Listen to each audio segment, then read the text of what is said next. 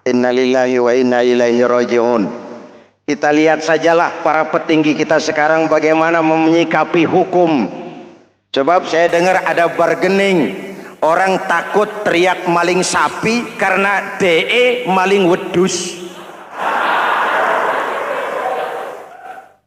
Tidak berani teriak ada maling sapi karena dia maling kambing. Yang lain maling ayam, dikumpulin ternyata maling semua.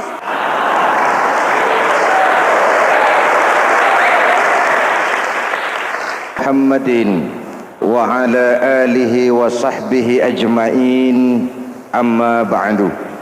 Hadirin hadirat ma'asyiral muslimin yang saya cintai, ada sebuah cerita pendek. Seorang pengendara sepeda motor ditangkap oleh Pak polisi, lalu diperiksa. Ini motor siapa? Pinjam Pak. Helm? Pinjam. SIM? Pinjam. Kata Pak polisi, tidak boleh begini. Marah yang naik sepeda motor. Pak polisi bagaimana? Kok tidak boleh? Yang punya saja bilang boleh.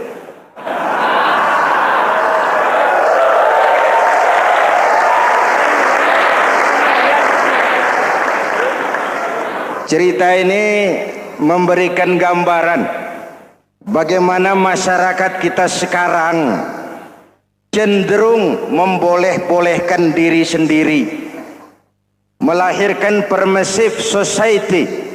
Masyarakat serba boleh dengan ukuran sakarepe dewe. Itu sebabnya agama diturunkan. Dalam contoh yang indah, Rasul memberikan gambaran bahwa Islam ini bagaikan sebuah bangunan yang komponen pokoknya 5. Bunyal Islamu ala khamsin. Islam dibangun di atas 5 komponen pokok. Jadi kalau Islam ini ibarat bangunan, unsur penunjang pokoknya itu 5. Mari kita analogkan Islam dengan bangunan. Kalau saudara akan membangun rumah, sebelum pasang tiang, pasang genteng, pasang jendela, apa yang lebih dulu dibangun? Fondasi. Kalau Islam ibarat bangunan, fondasinya adalah syahadatu an la ilaha illallah wa anna muhammadar rasulullah. Ini fondasi. Jikalau kuat fondasi, aman bangunan. Jikalau rapuh fondasi, lentur dan luntur bangunan. Maka kuat atau tidak kuatnya bangunan Islam kita bergantung kepada keyakinan dasar tadi, fondasi. Saya bersaksi tidak ada Tuhan selain Allah, artinya saya tidak akan menyembah kecuali hanya kepada Allah. Orang yang benar fondasinya beres sujudnya. Kalau saya yakin tidak ada Tuhan selain Allah, saya tidak akan minta rezeki kecuali hanya kepada Allah.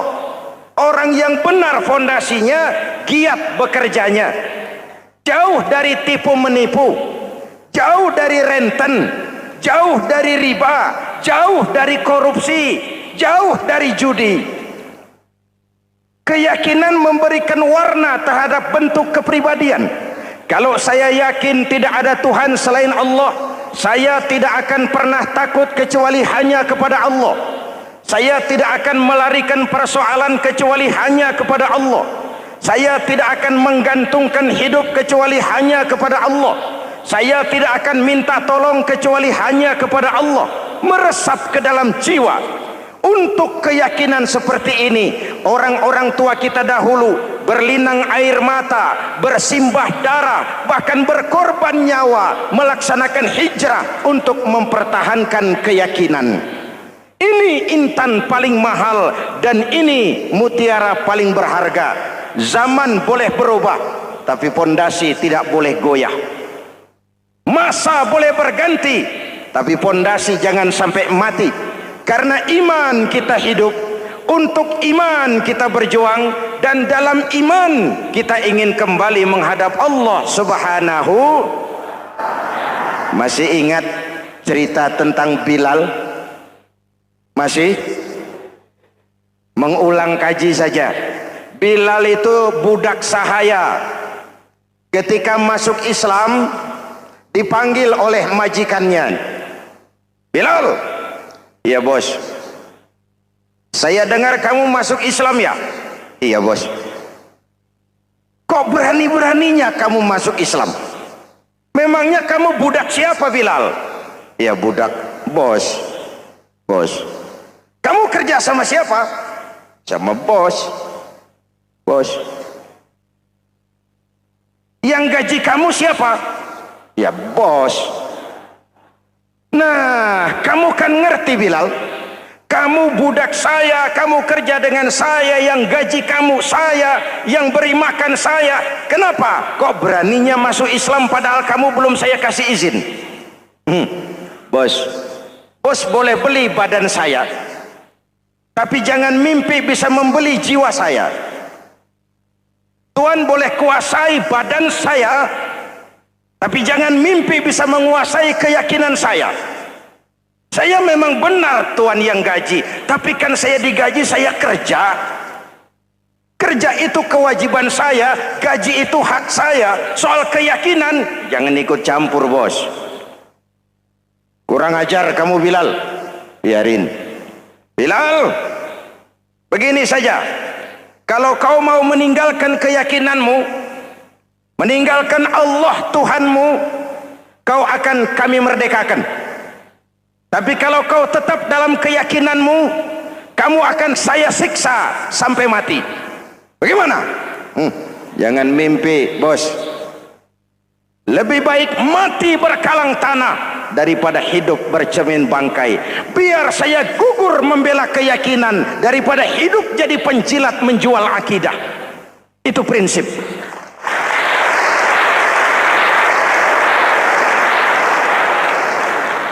Gendeng kamu. Ayo siksa. Tangannya diikat, dihimpit dengan batu berat, dijemur dengan terik matahari padang pasir, terkelupas kulitnya, mengalir darah dari sekujur badannya, pecah bibirnya. Ayo Bilal, tetap bertuhan Allah dan kau akan mati di sini, atau kembali ke agama lama, kau jadi merdeka. Dari bibir yang pecah itu cuma keluar Allahu Ahad. Bilal budak badannya, merdeka jiwanya, maka namanya ditulis dengan tinta emas dalam sejarah. Kita zaman sekarang merdeka badan kita, tapi sering budak mental dan jiwa kita, maka sejarah tidak pernah mau mencatat kita.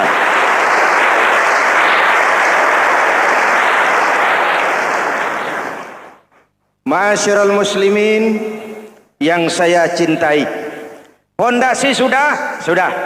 Lalu apa lagi? Mulai memancangkan tiang. Tiangnya 5. Ada tiang namanya zuhur, asar, maghrib, subuh, isya. Tetapi agar bangunan menjadi kuat, ada tiang-tiang tambahan. Namanya rawatib dan nawafil. Rawatib itu ba'diyah atau qobliyah, nawafil itu di luar itu. Agar bangunan menjadi kuat, dibentuk pribadi lewat sholat. Apa filsafatnya? Pertama, sholat itu simbol penyerahan total kepada Allah. Kita ini sudah kontrak. Innallaha astara minal mu'minina anfusahum wa amwalahum bi anna lahumul jannah. Allah telah membeli dari orang-orang mukmin diri mereka, harta mereka, bagi mereka adalah surga. Penjual kita orang beriman, pembeli Allah, dagangannya amwal dan anfus, harganya adalah surga. Jelas? Penyerahan total itu dimulai dengan takbiratul ihram. Shalli fardal isya, Allahu akbar. Arahkan mata ke tempat kita sujud. Jangan lupa kalau sudah di atas, lupa dengan yang di bawah. Sudah jadi genteng, petatang peteteng di atas.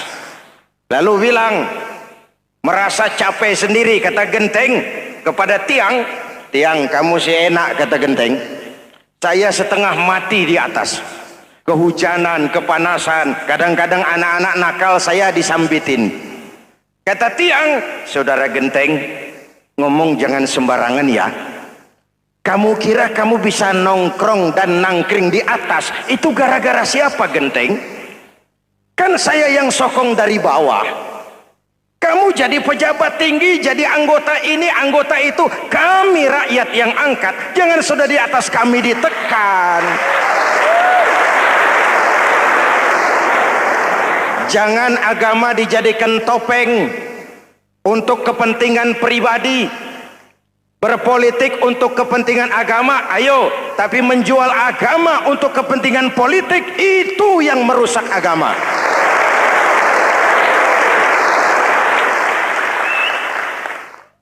Ini kan kita lagi prihatin sedang meluncur kasus Bulog Gate 2. Innalillahi wa inna ilaihi raji'un. Kita lihat sajalah para petinggi kita sekarang bagaimana menyikapi hukum. Sebab saya dengar ada bargaining, orang takut teriak maling sapi karena DE maling wedus.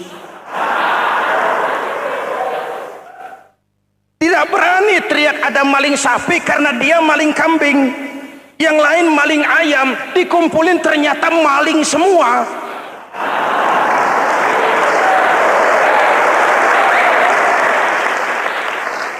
Hadirin yang saya hormati, ini melukai rasa keadilan. Oleh karena itu sholat mengajarkan kepada kita, dalam posisi berdiri, lihat tempat sujudmu, jangan menteleng terus ke atas lalu lupa dari mana kita berangkat. Itulah maknanya tawadhu, rendah hati, tidak melonjak angku dan sombong. Ada sebuah hadis Rasulullah bersabda, idza aradallahu biqaumin khairan, apabila Allah menginginkan kebaikan kepada satu bangsa, apabila Allah menginginkan kebaikan kepada satu kelompok rakyat, walla alaihim khulama'uhum, maka yang naik jadi pemimpin adalah orang-orang yang santun, orang-orang yang lemah lembut, bukan orang yang menggunakan kekerasan dan tiran, sedikit-sedikit main pecat. Itu terlambat lahir. Mestinya lahir di zaman Hitler, mestinya lahir di zaman Benito Mussolini, atau kalau mau lebih klasik lagi di zaman Fir'aun.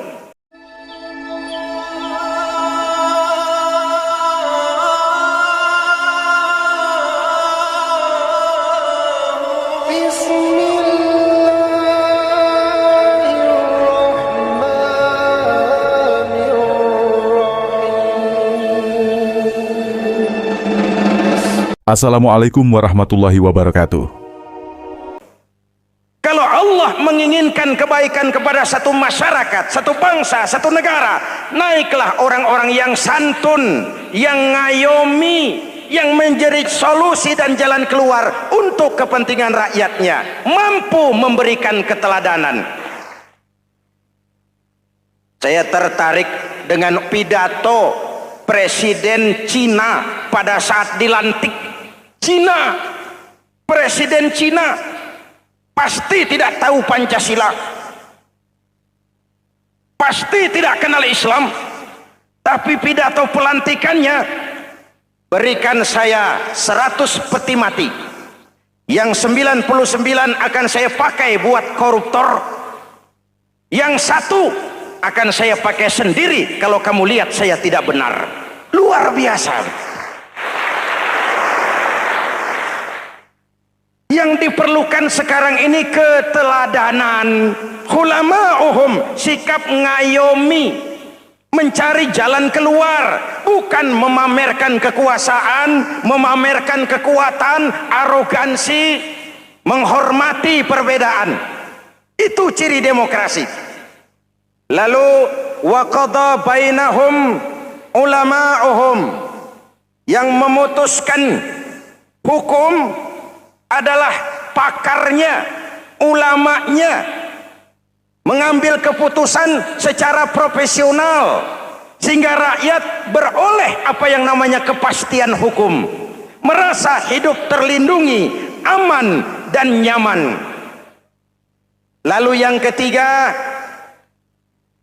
wa ja'alal mala fi askhiyaihim, peredaran harta, pergerakan ekonomi berada di tangan orang-orang yang pemurah, yang tidak mau kaya sendiri, tidak mau senyum di atas penderitaan orang lain, menari di atas bangkai saudaranya. Hadirin yang saya hormati, ini cirinya. Tapi sebaliknya kata Nabi, wa idza aradallahu biqaumin syarran, apabila Allah menghendaki kejelekan, keburukan bagi satu bangsa, walla alaihim sufahauhum, yang naik jadi pemimpin orang-orang durjana, orang-orang kurang ajar, tapi dipoles dengan topeng yang bagus. Ini musim topeng. Musim apa? Topeng. Topeng itu apa perlunya? Menyembunyikan wajah asli. Sekarang ini Dracula berwajah Arjuna. Ini musim topeng. Kita rakyat harus hati-hati dan punya filter, mampu memilah dan memilih. Walla alaihim sufahauhum wa qada bainahum juhaluhum, yang memutuskan hukum, yang mengambil keputusan orang-orang bodoh. Wa ja'alal mala fi bukhalaihim, peredaran harta, peredaran ekonomi jatuh di tangan orang-orang yang bakhil, yang tidak punya konsep menciptakan kemakmuran yang merata bagi seluruh rakyat Indonesia.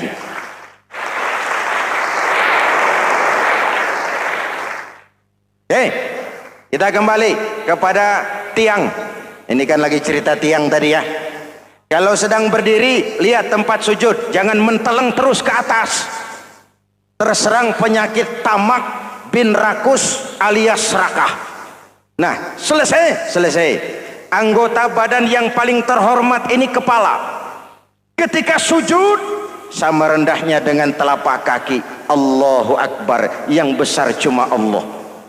Apa bedanya saya dengan saudara? Tidak ada, kecuali saya ngomong saudara dengerin. Kita sama-sama beribadah, sama-sama mencari nilai tambah di hadapan Allah. Apa saya lebih penting dari saudara? Belum tentu. Apa saya lebih hebat dari saudara? Belum tentu. Perasaan lebih penting, lebih hebat, lebih jago setan. Jelas? Ayo tundukkan kepala. Dia sama rendahnya dengan telapak kaki kita. Yang besar cuma Allah. Allahu Akbar. Lalu diakhiri dengan menebarkan salam. Assalamualaikum warahmatullah. Assalamualaikum warahmatullah. Menebarkan salam, mewujudkan rasa aman, damai, bukan menimbulkan keresahan. Hadirin yang saya hormati, ini karakteristik kita. Selesai sholat, kembali ke masyarakat, ajaran salam diterjemahkan. Apa? Rasulullah Sallallahu Alaihi Wasallam bersabda, "Ufsus salam, wasilul arham, wa at'imut ta'am, wa sallu bil laili wan nasu niyam, tadkhulul jannata bisalam." Pertama, ufsus salam, tebarkan salam. Tebarkan salam itu bukan cuma kalau ketemu orang assalamualaikum, assalamualaikum. Iya, itu zahirnya. Tetapi hidup di tengah masyarakat memberikan rasa aman, rasa damai, menjadi pengayom bagi lingkungan, menjadi rahmah bagi semesta. Dalam Islam jangankan manusia, binatang saja dilindungi kok. Betul? Betul? Coba kalau belajar istinja itu kan makruh buang air kecil di tanah yang berlubang. Kenapa? Pertama, melindungi binatang yang ada dalam lubang. Siapa tahu di lubang yang saudara kencingi ada semut sedang rapat membahas Bologet jilid 2. Apa dosanya lalu mati dikencingi? Ini namanya rahmatan lis semut. Binatang saja dilindungi. Ada hadis, kalau kamu menyembelih hewan, sembelilah dengan cara yang terbaik. Jangan menyembelih ayam dengan pisau tumpul. Ini ajaran apa? Ajaran tentang peri kebinatangan. Rahmatan, memberikan rahmah, salam, keselamatan dan kedamaian kepada masyarakat lingkungan. Itu misi seorang muslim.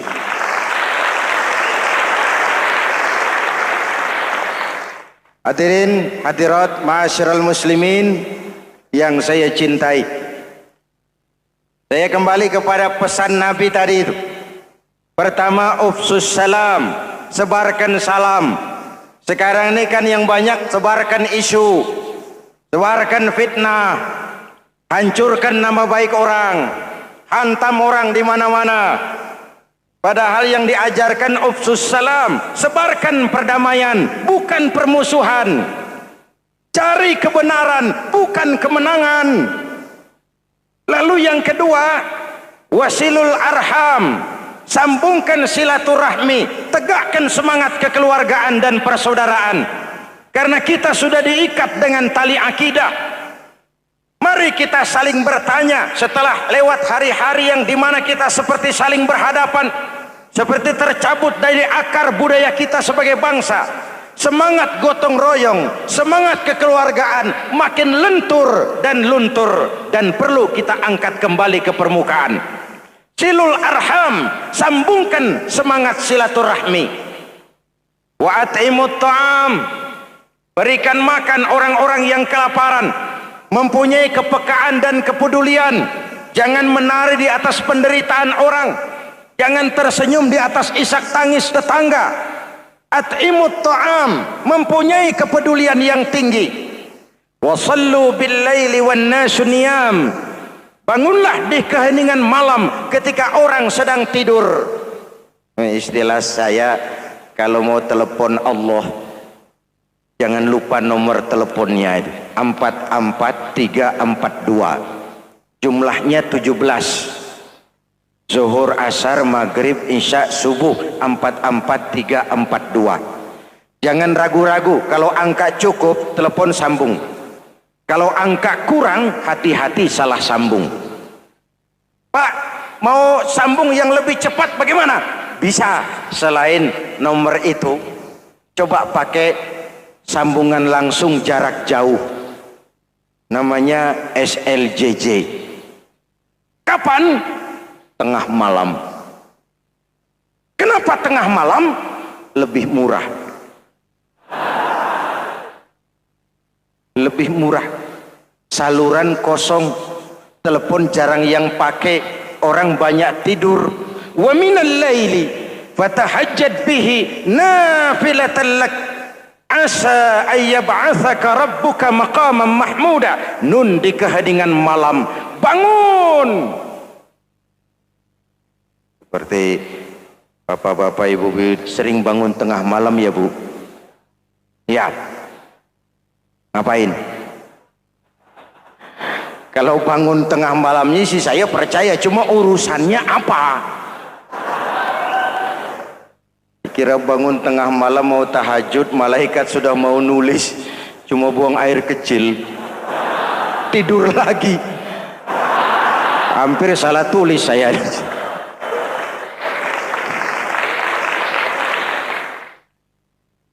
Baik, fondasi sudah Pak, tiang siap. Lalu apa lagi? Nah, rumah itu supaya ada batas, perlu pagar, dinding, tembok. Yang jadi batas, dinding, tembok, puasa. Asyamu junnatun, puasa adalah dinding, benteng yang menyelamatkan manusia jangan sampai menyentuh wilayah lain. Ada batas-batas dan norma yang diindahkan.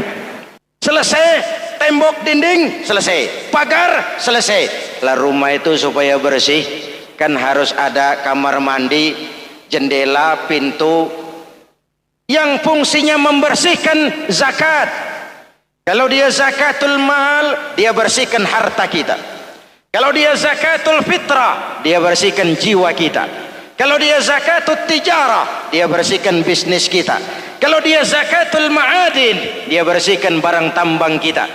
Karena itu dalam kitab-kitab fikih dikatakan zakat itu adalah harta yang tu'khazu min aghniyaihim wa turaddu ila fuqaraihim. Diambil dari yang kaya, diserahkan kepada yang miskin.